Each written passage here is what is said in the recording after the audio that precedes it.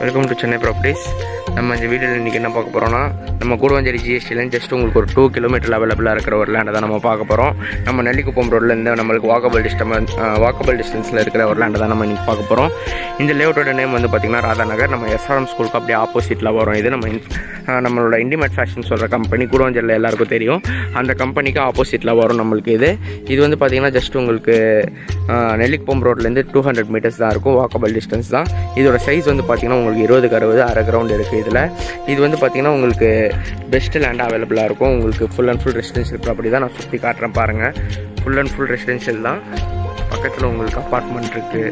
எல்லாமே உங்களுக்கு அவைலபிளாக இருக்குது. ஃபுல்லாகவே வந்து ரெசிடென்ஷியல் ப்ராப்பர்ட்டி தான்.